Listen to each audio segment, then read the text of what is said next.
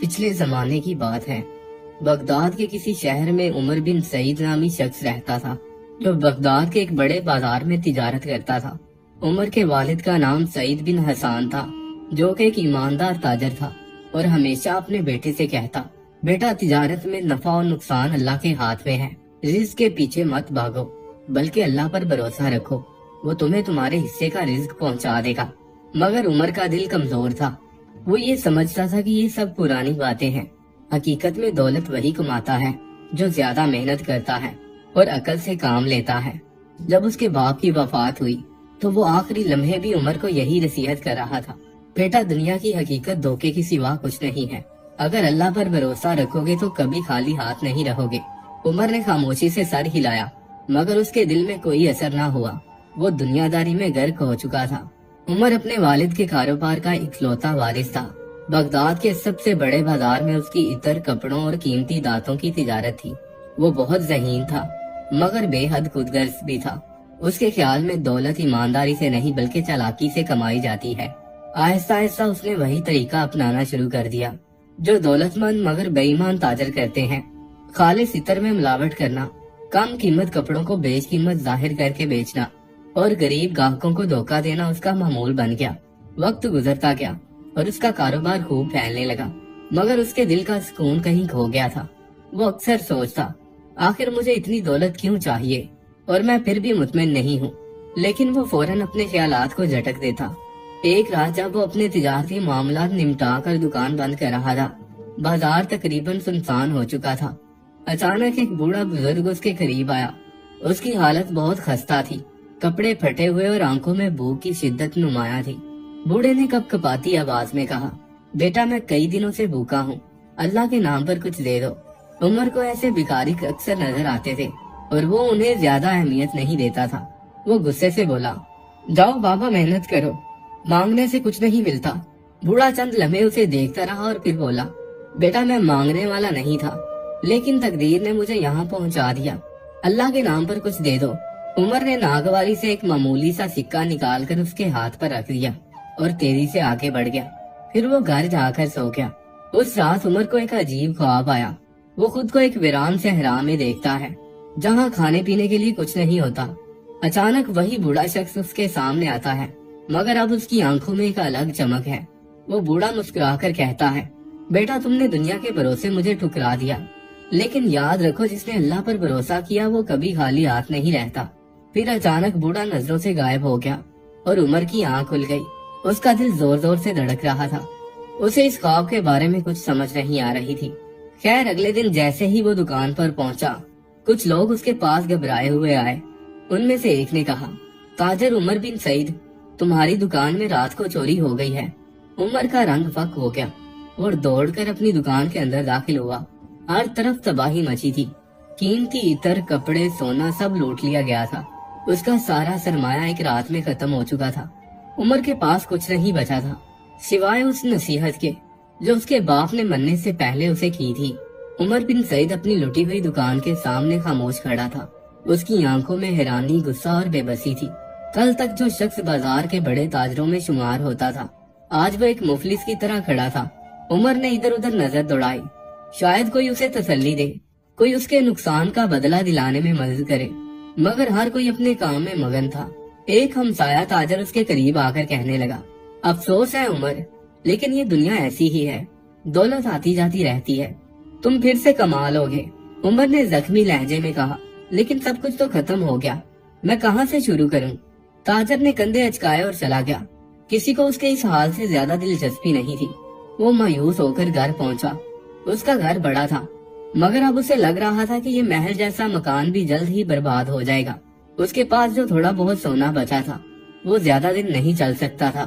اگلی صبح عمر نے سوچا کہ شاید کوئی راستہ نکل آئے۔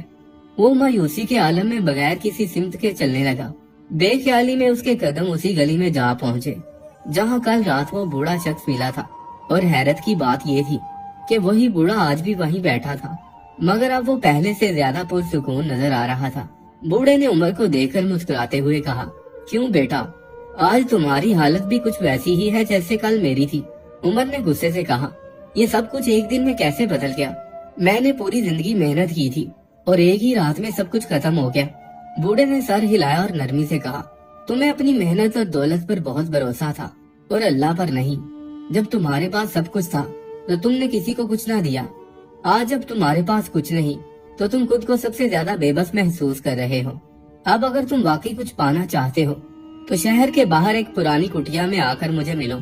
उमर ने बुरा सा मुंह बनाया और वहाँ से चला गया, मगर उसका दिल बेचैन था। एक तरफ उसका गुरूर था जो कह रहा था कि मैं क्यों इस बूढ़े फकीर के पास जाऊं, आखिर वो मेरे लिए क्या कर सकता है, और दूसरी तरफ उसकी बेबसी थी जो सरगोशी कर रही थी। तुम्हारे पास खोने को बचा ही क्या है? शायद उसके पास कोई ऐसा राज हो जो तुम्हें संभलने में मदद दे सके। रात भर वो बेचैन रहा और आखिरकार अगली सुबह उसने फैसला कर लिया कि वो बूढ़े से मिलेगा। उमर शहर के बाहर मौजूद एक पुरानी कुटिया में पहुंच गया।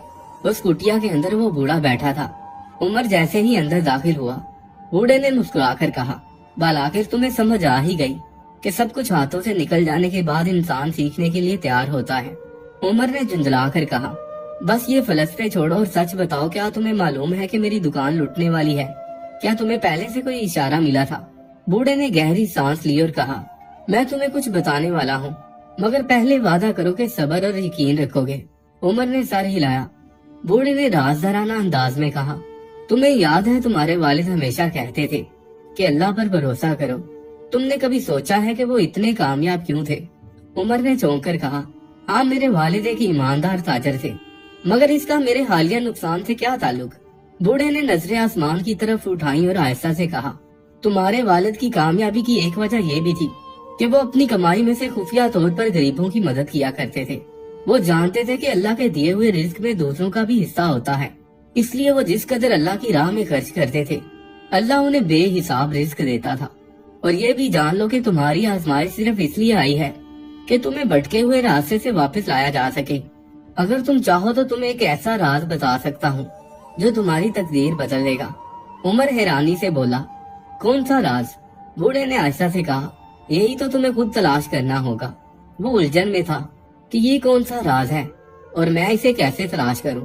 बूढ़े ने मुस्कुराकर कहा, बेटा, दुनिया के सबसे बड़े राज हमेशा सीधे नहीं बताए जाते, उन्हें तलाश करना पड़ता है, और तलाश तभी कामयाब होती है जब नीयत दुरुस्त हो। मैं जानता हूँ तुम्हारी किस्मत एक खजाने के राज से जुड़ी है, लेकिन वो खजाना तुम्हें तभी मिलेगा जब तुम आजमाइशों से गुजरने के लिए तैयार हो।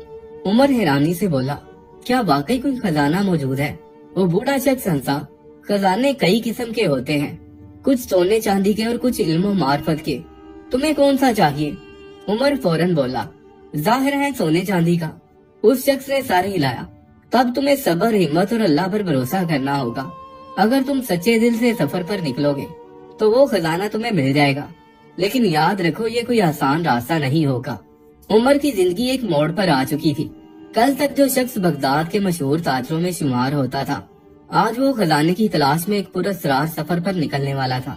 बगदाद के बाहर एक बड़ा काफिला सफर के लिए तैयार था।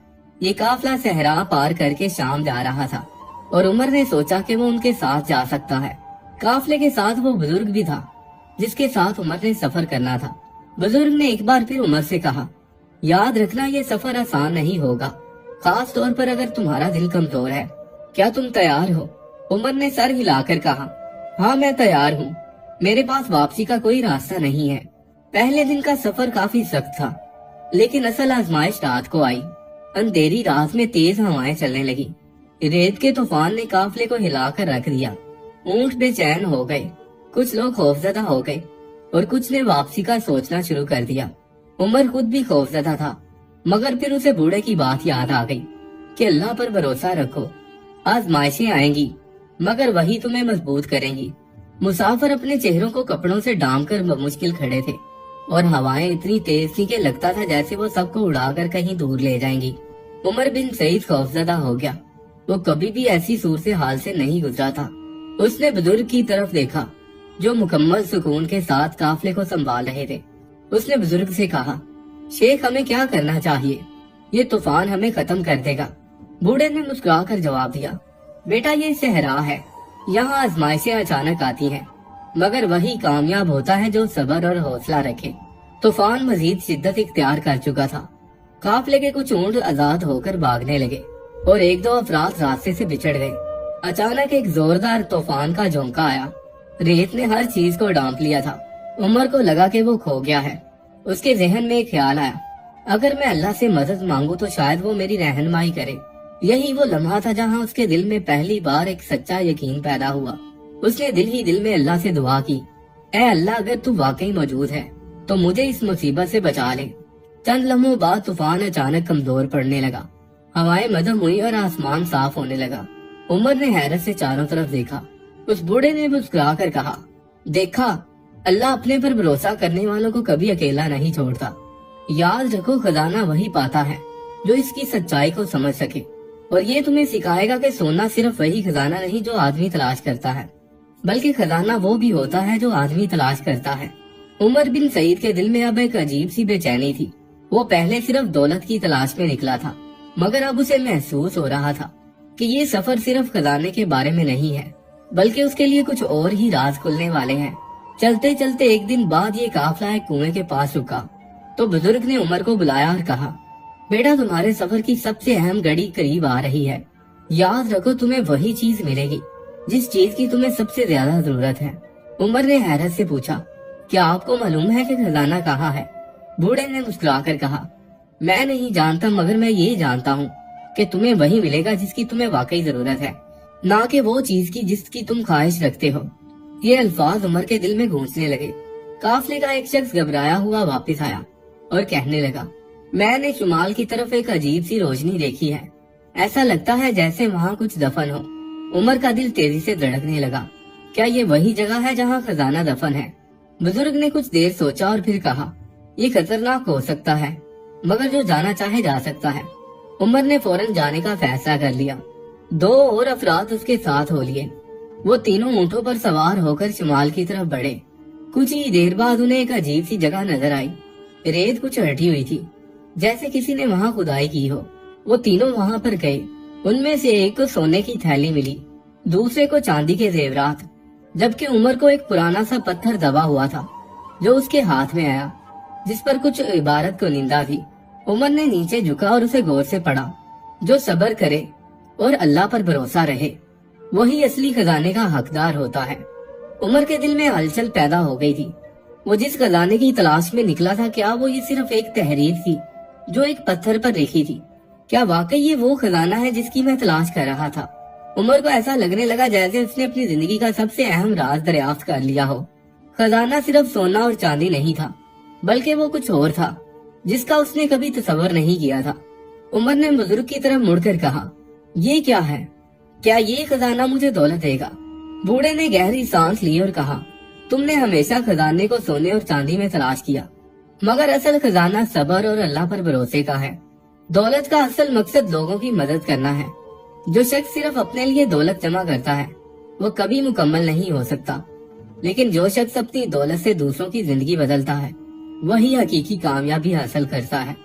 और इसी चीज ने तुम्हारे बाप को भी कामयाब किया। उमर इस बात को समझ चुका था कि अगर उसके हाथ में सोने की थैली भी आती तो वो उससे कारोबार करता और उस कारोबार से शायद वो एक बार फिर अमीर हो जाता, लेकिन सब्र और अल्लाह पर भरोसे की दौलत से वो कभी भी माला माल ना होता और उसको दिल का सुकून भी मयसर ना होता। उमर की आंखों में एक नई चमक पैदा हो गई थी। उसको इस बात की समझ आ चुकी थी कि उसे जिस चीज की जरूरत थी वो उसे मिल चुकी है। बूढ़े ने मुस्कुराकर कहा, यही वो राज है जिसका तुम्हें पता चलना बहुत जरूरी था। तुमने जो सबसे बड़ी दौलत समझी थी वो महज वक्ती थी। उमर फौरन बगदाद वापस आया और उसने एक बार फिर दुकान किराए पर लेकर कारोबार शुरू किया। वो दिन भर में जितना भी कमाता उसमें से कुछ अपना हिस्सा रखकर बाकी गरीबों में बांट देता। कुछ अरसे बाद उसने महसूस किया कि इतना कुछ बांटने के बावजूद उसके रिस्क में कमी नहीं आ रही, बल्कि वो दिन ब दिन अमीर होता जा रहा है और उसके पास एक दफा फिर पहले से भी ज्यादा रुपए पैसे की फरावानी हो गई है। लेकिन उसने फिर भी अपना हाथ ना रखा और वो गरीबों की मदद करता गया। उसने तिजारत में भी ईमानदारी अपनाई और अल्लाह पर भरोसा कायम रखा। उमर बिन सईद का नाम बगदाद के एक नेक दिल ताजर और इंसान दोस्त के तौर पर जाना जाने लगा। उसने अपनी दौलत से शहर के कई गरीबों की जिंदगी बदल दी थी। लोग उसकी इज्जत करने लगे। दोस्तों, इस कहानी से ये सबक मिलता है कि जो शख्स अल्लाह पर भरोसा रखता है और दूसरों की मदद करता है وہی اصل خزانہ پاتا ہے۔ زندگی کی سب سے بڑی دولت اور کامیابی انسانیت کی خدمت اور دوسروں کی مدد ہے۔ ہم جتنا اپنے اندر ایمانداری اور محبت کو جگہ دیں گے، دنیا اتنی ہی بہتر بنتی جائے گی۔ دوستوں، امید کرتا ہوں آپ کو آج کی یہ ویڈیو بہت پسند آئی ہوگی۔ پسند آنے کی صورت میں اس ویڈیو کو لائک کر کے اپنے دوستوں کے ساتھ لازمی شیئر کیجیے گا۔ ملتے ہیں ایک اور نئی ویڈیو کے ساتھ، تب تک کے لیے اللہ حافظ۔